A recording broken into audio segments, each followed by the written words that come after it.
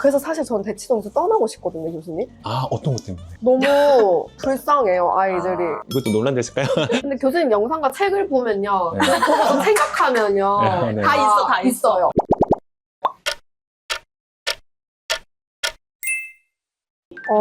저는 사실 대치동에서 16년간 헤어 디자이너로 지금도 일을 하고 있어요. 그래서 20살 때부터 지금까지 대치동 엄마들을 너무 많이 만나봤잖아요. 그래서 이게 너무 주워들은 게 너무 많으니까 이거를 제 육아에 뭔가 접목을 시키려다 보니 이게 맞는 건가? 그리고 나는 이렇게 생각 안 하는데 이 동네는 이런 거구나 이제 느껴져요. 아이를 키워보니 그래서 사실 저는 대치동에서 떠나고 싶거든요, 교수님. 아, 어떤 것 때문에? 너무 불쌍해요, 아이들이. 네, 너무 안타까워요. 이런 발언 해도 될지 모르겠지만 네. 그냥 너무 부모의 욕심으로 아이들이 키워지고 있는 것 같아요. 네네네. 그걸 이제 아이를 낳아 보니 느꼈어요, 제가. 아, 네네. 네, 그래서 저는 그런 부모가 되기 싫고. 여기서 먼저 제가 말하면은 요즘 나름 이제 딜레마이고 항상 이제 가지고 있던 이제 의문이고 고민하고 있는 것 중에 하나가 사실은 제가 말하는 것은 부모님들의 양육을 더 힘들게 하는 방법을 많이 말씀을 드려요. 결국은 육아라는 것은 완벽할 수가 없는 거거든요. 어차피 제가 뭐 매체에 나왔나 아니면 이제 칼럼을 쓰거나 여기서는 사실은 완벽한 걸 적을 수밖에 없고 완벽한 말할 수밖에 없단 말이에요. 근데 그 결정체가 사실 말씀하셨던 대치동일 수도 있겠는데 이것도 논란됐을까요? 그쵸. 그러니까 그게 저처럼 무조건 제가 하라는 대로 하면 되겠다도 사실 아닐 수 있어요. 왜냐면은 기본적으로 아이들마다 가지고 있는 에너지도 다를 것이고 기질도 다를 것이고 그걸 또 바라보는 부모도 다를 것이기 때문에 부모도 하나의 인격체로서 부모의 기질도 다르고 이 기질을 어떤 한 가지 방법으로 적용시킬 때는 사실은 안 맞을 수 있더라는 거예요. 이게 제 말이 거의 완벽해지려면 세 가지가 맞아야 될 겁니다. 하나는 그걸 제대로 수용할 수 있는 아이의 기질과 그 기질을 제대로 이해하고 내가 실천할 수 있는 나의 기질과 그리고 환경적인 요인, 마음의 경제적인 부분이라든지 시간적인 요인 뭐가 여러 가지 있겠죠. 이게 제 말은 그냥 참고 용도지 절대 제 말대로 하는 것은 더 힘들 수도 있다 말씀드리는 거예요. 저는 육아 크리에이터로 이제 2년 정도 활동을 하고 있는 김수진입니다. 네. 근데 제가 키키맘이라고 하면은 네. 보통의 우리 팔로워분들께서 그러면 태명이 키키였나 보다 이렇게 네. 생각하시는데 그렇지 않아요. 제가 키키라고 지었던 이유는 제 웃음소리 키키였거든요. 아, 네. 네. 어느 날 놀이터에 갔는데 엄마들이 다 화가 너무 나 있는 거예요. 그래서 음. 왜 아이한테 막 내려와! 하지 말라 했지? 막. 왜 저럴까? 근데 또 엄마들끼리는 뭐, 안녕하세요. 막 이렇게 하시잖아요. 거기서 약간 너무 온도 차이가 나는 것을 좀 느낀 날이 있었어요. 근데 네네. 저도 반성되더라고요. 나에게도 좀 그런 모습이 있지 않을까? 이런 생각이 들면서 모든 육아 개성들이 다 아이를 어떻게 하면 잘 키운지 얘기하는데 저는 엄마가 어떻게 하면 행복할지가 좀 1번이니까 그런 계정을 운영하고 싶었어요. 그게 좀 계정의 목적이었고 감사하게도 2년 동안 열심히 활동 지금까지 잘 하고 있고요. 그래서 운영을 이제 하다 보니까 지금의 좀 목표랄까요? 이게 저도 사실 애착이 잘 형성된 아이는 아니었거든요. 제가. 그래서 돌이켜보니 10대, 20대 다 내가 누구인지 사랑받을 사람이 맞는지 그 의심으로 되게 오랜 방황을 제가 했더라고요. 네네. 그래서 우리 세대가 이게 나다움이라는 게 아니라 생존해야 되는 부모 세대에게 양육을 받았고 그렇죠. 근데 우리는 이제 나다움이 중요한 세대를 길러야 되는 너무 훌륭한 말씀이에요. 그 간극을 어떻게 내가 잘 메꿔줄 수 있을까 너무 네네. 고민되거든요. 네네네. 그런 거 공부해서 좀 알려드리는 일을 제 딴에는 열심히 하고 있습니다. 너무 필요한 것 같죠, 사실은. 저는 이제 둘째를 10개월에 어린이집 보내거든요.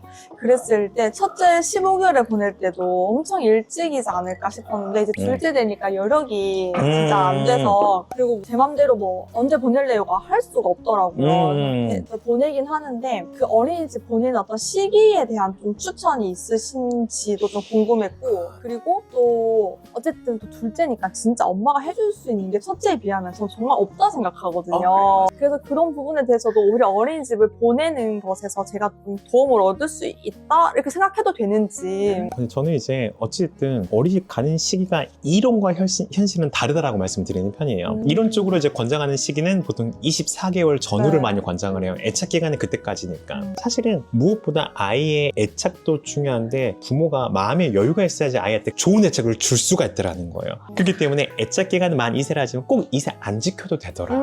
근데 중요한 것은 나의 행복감을 찾거나 나의 마음을 확실하게 얻는다면 아이가 왔을 때 그때 넣어주면 된다. 실제로도 아빠가 될 같은 경우는 이제 연구 결과까지 있어요. 양보단 질이다. 하루에 딱 20분만 놀아줘도 아이랑 애착관계가 깨지는 건 없다라고 그런 연구까지 있기 때문에 정말 집안에서 보내는 타임 마다 보내시고 왔을 때 그만큼 더 집중해줘가 아이랑 애착을 가지면 충분하다라고 말씀드리는 편이에요. 그 어린이집 보냈을 때 첫째 아이는 생각보다 그 동요함이 없었거든요. 이게 좀 그때 궁금하더라고요. 이게 어린이집을 딱 보내서 적응기를 보낼 때 엄마를 찾아야 정상 아닌가? 네네네. 네, 엄마를 이렇게 금방 잊어버린다고? 네네. 이런 것도 좀 고민이었거든요. 네. 실제 그게 애착이 잘 형성되었다 안 되었다라고 그 증거로서 네네. 볼 수 있는지도 궁금하고 아이가 뭐 적응하는 건 적응하는 거대로 또 엄마를 너무 찾으면 찾는 거대로 좀 그 어떻게 반응해줘야 되는지도 좀 궁금했어요.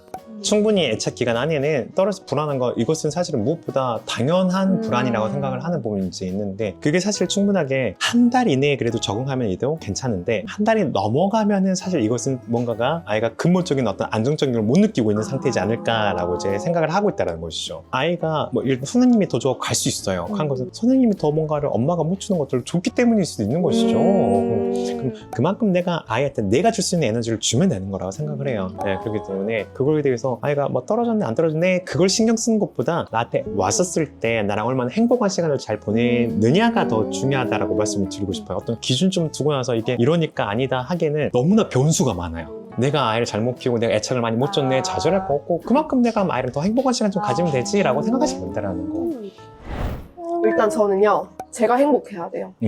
그걸 정말 너무 느끼고 저는 일단 또다시 태어나도 저는 헤어 디자이너를 할 거거든요. 그래서 저는 저의 일터가요 제 놀이터예요. 거기에 가면은 너무 재밌고 어쨌든 사람 신체 일부분 한 부분을 만지는 직업이잖아요. 그렇죠. 그러다 보니까 그것만큼 이 사람과 빨리 친해질 수 있는 또 다른 뭔가 행동은 저는 없다고 생각을 하거든요. 그게 저는 그 고객의 머리를 저는 저의 작품이라고 생각하거든요. 근데 그 제 작품이 걸어 다니면서 뽐내면서 다니고 있고 막 저는 그런 게 너무 좋은 거예요. 또 저보다 더 대단한 사람들이 그 동네에 너무 많잖아요. 그분들에게 저는 배우는 것도 진짜 많거든요. 그래서 저를 키워주신다고 저는 생각해요. 그래서 내가 어디서 이런 사람들과 이런 말을 섞으면서 이 사람의 신체 일부분을 만지면서 이렇게 친밀감이 높아질 수 있는 직업은 없다. 그래서 일을 하러 가는 그 중간에서는 저한테 집중하려고 저는 노력해요. 아이들 생각 거의 안 하고 그 매장에서는 정말 헤어 디자이너로서의 정혜운, 집에 와서는 엄마로서의 그냥 와이프로서의 딸로서의 정혜운. 네네네. 이걸 완전 분리시킬 수 있는 게 너무 네. 워킹맘이 유지될 수 있는 게 아닐까라는 생각이 좀 들어요. 저는 어떻게 이 밸런스를 유지하냐면 일단 제가 아이를 키우면서 물리적 공간을 운영하면서 주말에 출근하고 이랬을 때 정말 꿈꿨던 게 뭐였냐면요. 내가 등하원을 시키는 거. 아이가 아프면 그냥 가장 먼저 아이 옆에 있어줄 수 있는 거.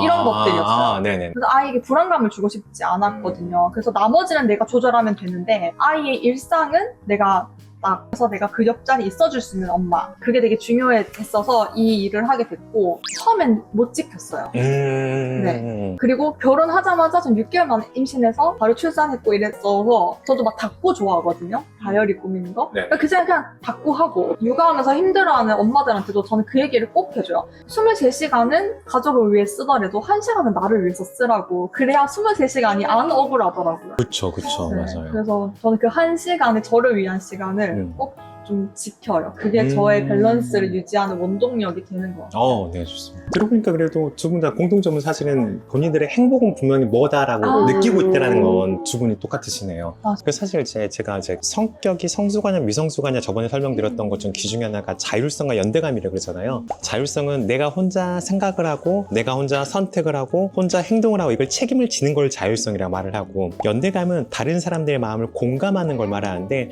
자기 열심히 내가 일을 내가 계획을 하고 실현을 하고 이런 것들 하면 이제 충분히 되는데 연대감 높이는 방법은 무조건 한 가지 방법. 좋은 사람이랑 같이 맛있는 밥 먹는 거. 서로 맞는 사람과 정말 행복함을 느낄 수 있는 사람과 만나서 밥 먹으면 제일 그게 제일 나은 것 같아요. 뭐 굳이 다른 게 아니라. 근데 일단 둘째 질문을 드리면 제가 오늘 오전만 해도요 일어나서 뭐 저도 준비하고 첫째 그 등원 준비하고 밥 먹이고 하다 보니까 둘째랑 진짜 1분도 제가 눈을 마주친 시간이 없는 거예요. 그래서 진짜 둘째한테 너무 미안하고 둘째가 가끔 이렇게 앉아있을 때가 있거든요. 그러면 막 어떡하지? 막 이런 생각이 들어요. 왜냐면 둘째는 제가 하루 통틀어서 제가 10분도 이렇게 봐주고 있을까 싶어요.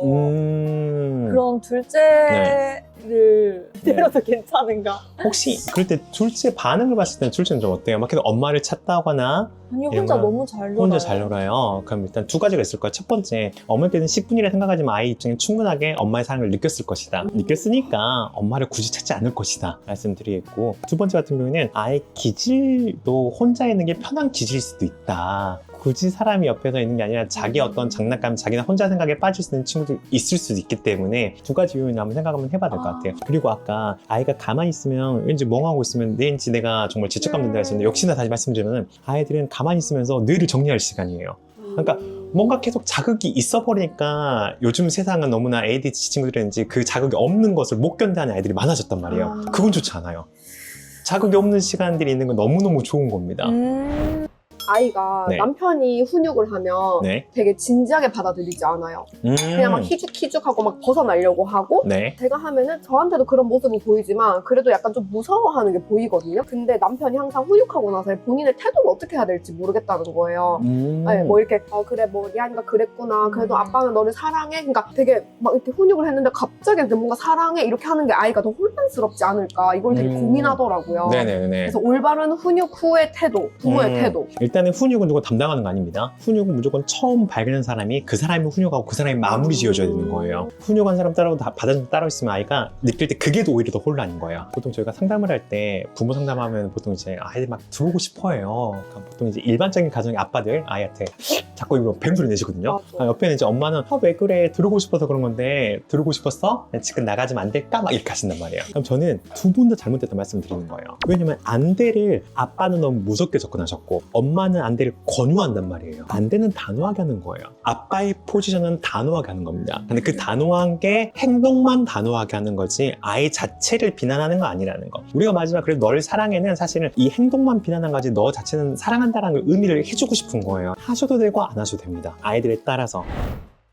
너무 용감하게도 네네. 챌린지를 만들어서 엄마들과 이렇게 같이 육아를 그냥 러닝메이트로서 해주고 네. 있는 게 있어요. 그러니까 아까 말씀드렸다시피 저희는 나다움이 뭔지 몰랐던 세대에게 키워져서 나다움이 중요한 세대의 아이를 키워야 되잖아요. 그 사이에 어쨌든 애착이라는 것을 잘 형성해줘야 되는데 우리들부터 생존이 중요한 그 부모들에게 좋은 애착을 못 받았더라고요. 그쵸, 네. 네네. 사람마다 화가 나는 포인트가 또 다 다르잖아요. 그렇죠. 결핍도 다 다르고. 네네. 그런 것도 발견하고 그런 걸 좀 깨끗하게 정화하는 거 해드리고 그리고 애착을 잘 형성하는 게 제가 공부해보니 너무 거창한 게 아니라 그냥 아침에 아이와 포옹하고 밥 먹을 때 우리 와 얼마나 맛있을까 이렇게 그 식탁이 가지고 있는 그 좋은 에너지를 네네. 분위기를 물려주고 뭐 외출할 때마다 우리 얼마나 날씨 좋은지 한번 나가보자 너무 기대된다 이런 얘기를 해주는 그런 사소한 것들이더라고요. 네네. 근데 그거를 하나하나 실천하시기가 너무 어렵잖아요. 매일매일 미션을 드려요.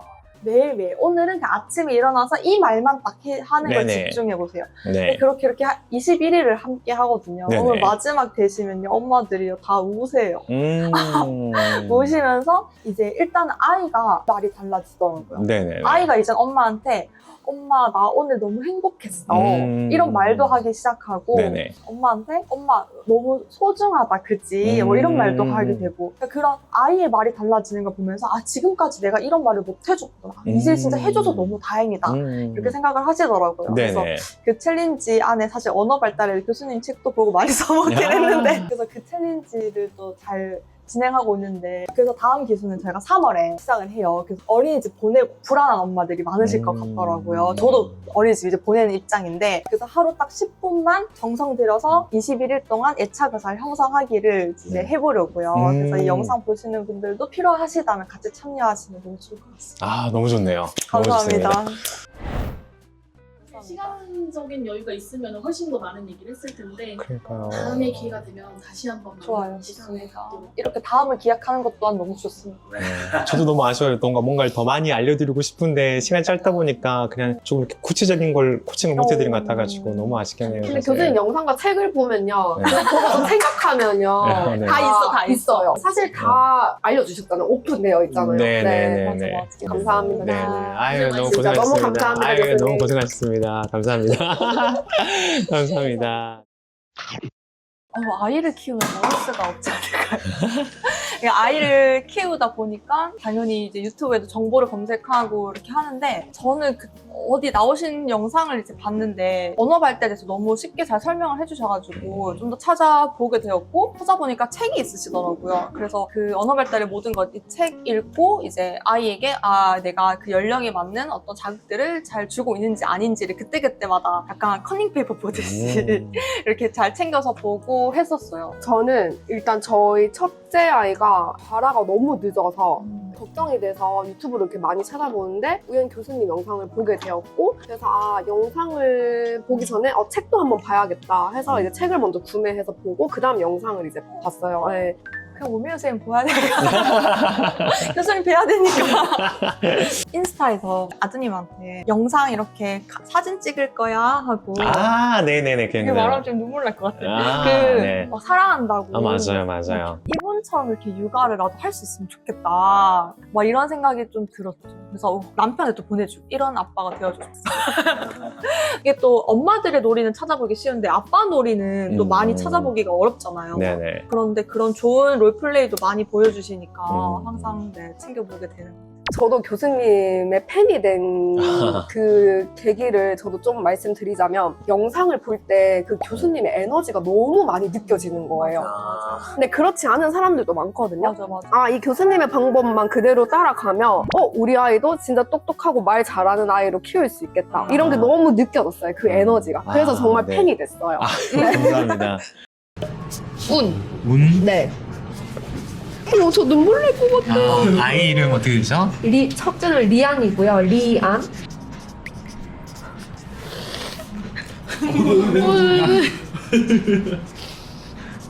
엄마 닮으면 충분하게 행복하게 잘 살았습니다. 아유. 네. 그래도 무엇보다 어느 때도 정말 자기의 커리어 가지고 행복감을 느끼는 것 자체가 그게 정말 좋은 모습일 거예요. 됐습니다. 가보겠습니다. 네, 감사합니다.